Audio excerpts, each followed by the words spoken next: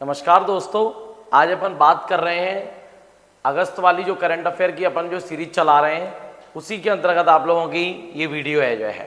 तो देखिएगा, अपन लोग चर्चा करते हैं आज के फर्स्ट क्वेश्चन पे।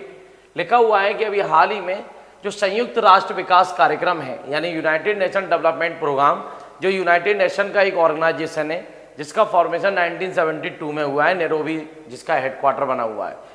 तो ये संयुक्त राष्ट्र का वो ऑर्गेनाइजेशन है जो जैव विविधता के लिए या यूं कहूँ कि वर्ल्ड के अंदर विभिन्न प्रकार के जो भी बायोडाइवर्सिटी से रिलेटेड आप लोगों के जो प्रोग्राम्स होते हैं उनको ऑर्गेनाइज करने का काम करता है। तो ये जो यूएनडीपी है अभी हाल ही में 2025 का जो इक्वेटर प्राइज है वो अभी हाल ही में दिया है। अब सबसे महत्वपूर्ण चीज़ें ये हैं, पहले कुछ चीज़ें अपन समझते हैं जो है कि ये जो इक्वेटर प्राइज है ये किसे दिया जाता है। इक्वेटर प्राइज जो है आप लोगों का जो हमारी जो ग्लोब है, जो पृथ्वी है, इसके एकदम सेंटर में जो लाइन खिंची हुई है जिसे अपन विषुवत रेखा कहते हैं, line of equator, and 23rd in half आपके नॉर्थ में line of cancer equator line से, जबकि इक्वेटर लाइन से आपके 23rd इन हाफ अपना साउथ में जिसका नाम है आपके लाइन ऑफ कैप्रिकॉर्न।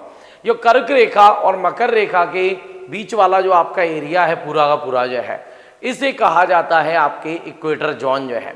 इस इक्वेटर जोन के ऊपर जो देश है, ऐसा माना जाता है कि यहाँ पर जो सन यानी सूर्य की किरणें हैं ये सीधी लंबा चमकती हैं।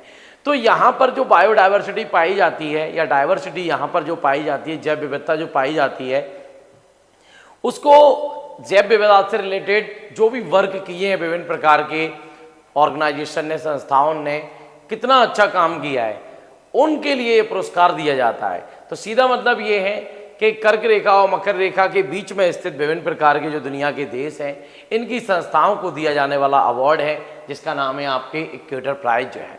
अभी हाल ही में ये भारत के कर्नाटका के एक ऑर्गेनाइजेशन को दिया गया है जिसकी नाम है आपके वीवी फातिमा सेल्फ हेल्प ग्रुप, या यूं कह सकते हैं अपन लोग जो है वीवी फातिमा स्वयं सहायता संघ जो है।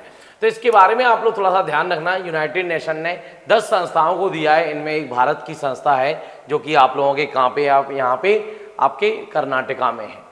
ध्यान देना है आप लोगों को, ये पुरस्कार आप लोगों के जो दिया जाता है ये आप लोगों के इंडिजीनियस डे यानी कि जो विश्व आदिवासी दिवस है जिसे अपन लोग 9 अगस्त वाले दिन मनाते हैं, इस दिन ये पुरस्कार आप लोगों का जो है वो दिया जाता है। और ये मैंने आपको बता ही दिया है कि यह अवार्ड किसी कम्युनिटी को दिया जाता है जिसने जो है जैव विविधता के संरक्षण में काम किया हो जो है।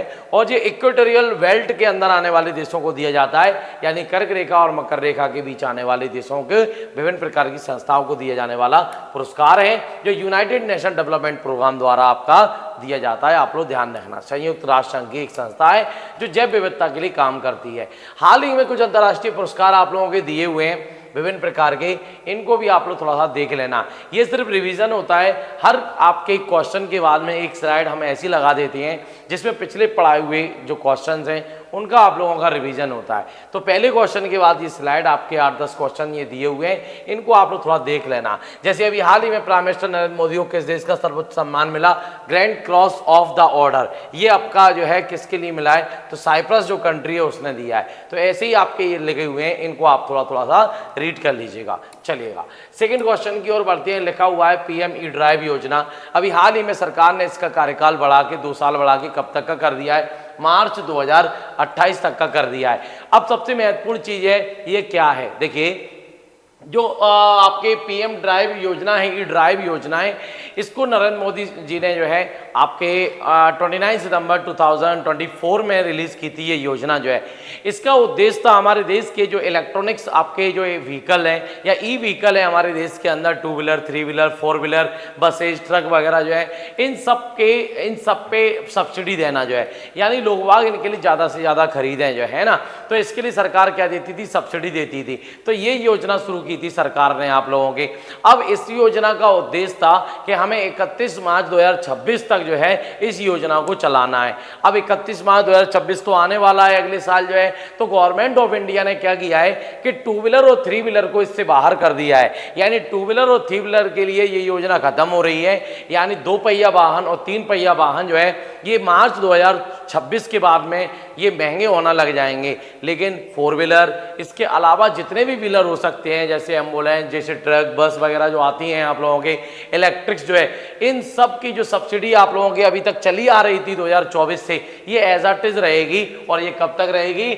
मार्च 2028 तक रहेगी। आपको थोड़ा सा ध्यान रखना है। यानी 2 व्हीलर और 3 व्हीलर पे ये सब्सिडी आपके 2026 में खत्म हो रही है। इसके लिए नहीं बढ़ाया गया है, बल्कि 4 व्हीलर से ऊपर या 4 व्हीलर से बाद के आपके जितने व्हीकल होंगे, इनकी सब्सिडी आप लोगों के जो है वो आपके जो है बनी रहेगी जो है। तो इंडियन गवर्नमेंट ने स्कीम लॉन्च की है आपके 2002 साल के लिए 31 मार्च सन 2000 आपके कब स्टार्ट की थी जो है ये स्कीम, आपके सामने यहाँ पर लिखा हुआ होगा 29 सितंबर सन 2024 को। और ये स्कीम चलना थी 31 मार्च 2026 तक के लिए, ध्यान रखना है। इसको 2 साल बढ़ा के एक्सटेंड कर दिया 31 मार्च 2028 तक के लिए।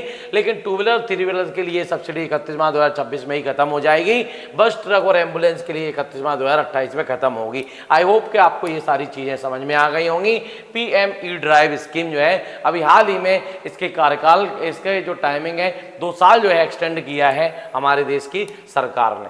अब ई व्हीकल से रिलेटेड कुछ आप लोगों के जो वन लाइनर फैक्ट हैं वो मैंने यहाँ पर लिख दिए हैं, इनको आप लोग थोड़ा सा देख लेना। जैसे मैंने यहाँ पर लिखा है, देश की पहली इलेक्ट्रिक डबल डेकर बस जो है कहाँ लॉन्च की गई? मुंबई में लॉन्च की गई। तो ऐसी चीजें आप लोग थोड़ी थोड़ी सीधी पढ़ लेना जो है। अगला क्वेश्चन, अभी हाल ही में सरकार ने जो मेरिट योजना है इसको मंजूरी दी है। इसके लिए सरकार ने कितना बजट जो है वो आप लोगों के सामने रखा हुआ है। तो सरकार ने बजट रखा है 4200 करोड़ रुपए। देखिए, मेरिट योजना का संबंध टेक्निकल एजुकेशन है, इसको बढ़ावा देने से है। यानी हमारे देश के जो छात्र हैं जो है ये ज़्यादा से ज़्यादा टेक्निकल एजुकेशन की ओर बढ़ें, स्किल्स सीखें जो है, खुद के रोजगार डेवलप करें जो है। तो टेक्निकल एजुकेशन यानी हमारे देश के अंदर जो विभिन्न प्रकार की आप लोगों के जो एजुकेशन है आप लोगों के, इसके तहत जो है ITI जो कॉलेज हैं वो खोले जाएंगे। इसके अलावा NITS जो कॉलेज होते हैं जहाँ पे टेक्निकल एजुकेशन दी जाती है वो खोले जाएंगे। पॉलिटेक्निक कॉलेजेस खोले जाएंगे या उनका पुराने उनको नए तरीके से इनॉग्रेट किया जाएगा, ताकि ज़्यादा से ज़्यादा जो है अपने स्टूडेंट्स के अंदर जो टेक्निकल आप लोगों की जो स्किल्स है उसका डेवलपमेंट किया जा सके। तो अभी हाल ही में भारत सरकार ने 4200 करोड़ रुपए की आप लोगों की एक योजना शुरू की है। इसमें 2100 करोड़ रुपए वर्ल्ड बैंक देगा। ध्यान रखना है, वर्ल्ड बैंक आप लोगों के संयुक्त राष्ट्र संघ की एक ऐसी संस्था है जो पूरे विश्व के बैंकिंग सेक्टर्स के लिए काम करती है। ध्यान देना आप लोग, वर्ल्ड बैंक जो है, ठीक है। तो ये विभिन्न प्रकार की चीजें आप लोगों के सामने। अब आपके एजुकेशन से रिलेटेड, छात्रों से रिलेटेड कुछ योजनाएं लिखी हुई हैं, ये थोड़ा देख लेना। मुख्यमंत्री सेहत योजना पंजाब ने शुरू की थी, गज मित्र योजना असम ने शुरू की थी, एक सड़क एक दिन योजना दिल्ली ने शुरू की थी अभी। तो कुछ योजनाएं हैं भारत सरकार के, विभिन्न प्रकार के राज्यों की, भारत सरकार की, तो वो हाल ही में महत्वपूर्ण योजनाएं वो आप लोगों के सामने है। तो मेरिट एजुकेशन का संबंध या मेरिट योजना का संबंध किससे है? आपके टेक्निकल एजुकेशन के लिए बढ़ावा देने से है, ताकि छात्रों में स्किल्स को लिए डेवलप किया जा सके। ध्यान दीजिएगा। अगले क्वेश्चन की ओर बढ़ते हैं। लिखा हुआ है, जलवायु परिवर्तन के कारण विश्व की पहली नियोजित पलायन योजना भी हाल ही में किसने शुरू की है, जो कि अपनी जनसंख्या को स्थानांतरित कर रहा है? तो तुवालू है। आपको ध्यान रखना है, कौन सा देश है आपका? तुवालू। देखिए, एक्चुअल में ऑस्ट्रेलिया जो देश है आपका, एक द्वीप भी है और महाद्वीप भी है ऑस्ट्रेलिया। ये ऑस्ट्रेलिया जो दुनिया का सबसे छोटा महाद्वीप है, इसके बगल में एक द्वीप बना हुआ है जिसका नाम है आपके तुवालू। तो ये तुवालू द्वीप जो है ना, ये द्वीप ऐसा माना जा रहा है कि 2050 तक यानी अगले 25 सालों में पूरी तरीके से पानी के अंदर डूब जाएगा, ऐसा माना जा रहा है। क्योंकि कुछ रिसर्च किए गए हैं यहाँ पे, तो वो पानी जो है ना धीरे धीरे अंदर आ रहा है। तो अब कहानी ये है कि तुवालू के जो लोग हैं उनको एक्चुअल में यहाँ से हटा के ऑस्ट्रेलिया जो है अपने अंदर अपने देश के अंदर क्या कर रहा है, उनके लिए बुला रहा है। तो अभी हाल ही में जो 11,000 लोगों का आपका देश है, एक छोटा सा द्वीप है, ठीक है, जो छोटे छोटे 9 द्वीपों से मिलकर बना है, जिसका नाम है तुवालू। इस तुवालू के जो जनसंख्या है ना 11,000, ये धीरे धीरे आप लोगों की अब कहां शिफ्ट हो जाएगी? ऑस्ट्रेलिया के अंदर शिफ्ट हो जाएगी। इसी के लिए नाम दिया गया है, ध्यान रखना आप लोगों के, क्या नाम दिया गया है, जलवायु परिवर्तन के कारण विश्व की पहली नियोजित पलायन योजना किसने शुरू की है, तुवालू ने शुरू की है। ध्यान देना आप लोग। दक्षिण प्रशांत महासागर के छोटे छोटे द्वीपों से मिलकर बनाए। हर साल 280 तुवालू जो निवासी हैं इनको जो है ऑस्ट्रेलिया क्या करेगा, वीजा देगा और इनको जो है अपने देश के अंदर वेलकम करेगा। इस बात को आप लोग थोड़ा सा ध्यान रखना।